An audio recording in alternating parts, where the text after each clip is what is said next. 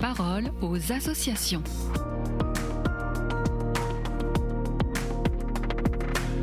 Bienvenue dans la parole aux associations. Nous sommes aujourd'hui avec la Fondation OCH, Office chrétien des personnes handicapées. Dans son dernier numéro, Ombre et Lumière, le magazine chrétien consacré au handicap, donne la parole à ceux qui ne l'ont pas au sens premier. Et pour en parler, je suis avec sa rédactrice en chef, Marilyn Chaumont. Bonjour. Quand quelqu'un est empêché de parler, ce silence est souvent troublant. Pourquoi avoir choisi de consacrer votre dossier à la parole absente ? Nous sommes partis d'un petit ouvrage qui vient de paraître, intitulé Nos paroles empêchées, un dialogue avec la philosophe Annelise Chabert qui elle-même perd progressivement sa capacité d'élocution en raison d'une maladie neurodégénérative. Celle-ci perçoit elle-même, en raison de son incapacité à s'exprimer, une exclusion tacite, une forme de mise à distance de la société.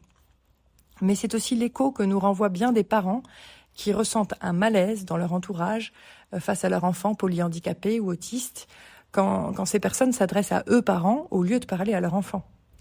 Et puis les familles elles-mêmes sont démunies. Le père de Christophe, un homme polyhandicapé de 45 ans, avoue ainsi dans notre dossier Ombre et Lumière son impuissance en tant que père. Il continue à se demander chaque jour, mais mon fils, comment perçoit-il, comment vit-il cela ? Alors pourtant des signes existent. Lucas, que nous sommes allés rencontrer dans sa famille italienne près de Lourdes, par exemple, ne parle pas, mais tout passe par son corps. Le jeune garçon tape du pied pour dire non, se ferme lorsqu'il souffre, et son regard à lui seul devient un vrai lieu de relation.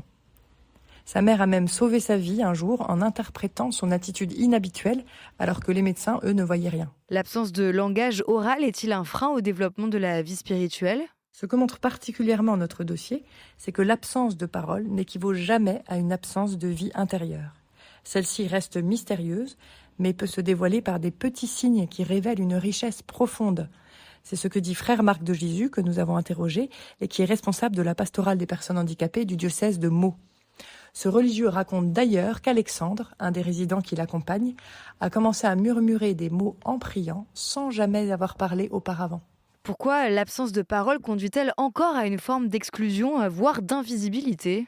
Notre dossier Ombre et Lumière pointe une réalité de fait, à savoir que notre société est bâtie pour ceux qui parlent. La philosophe Annelise Chabert parle même de démission sociale, car toute la société a été construite pour les personnes qui n'ont aucun déficit de communication. Les autres sont donc exclus du système, puisque rien ne leur est proposé comme alternative. Et sans parole, difficile de se défendre, difficile de signaler un problème ou simplement d'exister dans l'espace public. Un exemple frappant est celui d'un adolescent autiste évoqué par l'écrivain Laurent Seyer dans son très beau roman « J'ai pas les mots ». Ce jeune garçon tentait d'alerter sur un problème grave dans sa famille, mais ses signes n'ont pas été compris. Ce n'est qu'après coup que son père a réalisé qu'il avait tout perçu. Et puis l'invisibilisation des personnes privées de langage commence très tôt. On voit encore aujourd'hui que certaines personnes ne parlent pas aux personnes polyhandicapées, comme si elles ne pensaient pas.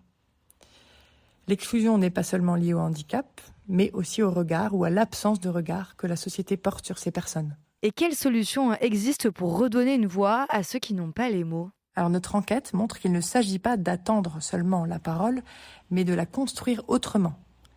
La communication alternative améliorée, qu'on retrouve souvent sous le sigle de CAA, et qui comprend les pictogrammes, les gestes, la synthèse vocale, voilà, un certain nombre d'outils, ouvre des possibilités concrètes. Et dans la vie quotidienne, cela change tout. Par exemple, la mère de Nicolas, qui a un handicap et qui ne s'exprime toujours pas, utilise des pictogrammes dans le bain, ce qui permet à son fils de mieux gérer ses frustrations, car il se sent compris. Mais au-delà de ces moyens, il y a une posture. Il s'agit de parler toujours comme le fait le père de Christophe, ou comme les parents de Lucas qui font tout comme s'ils comprenaient tout. Car c'est peut-être là le cœur de notre sujet. La communication ne commence pas par les mots, mais par la relation.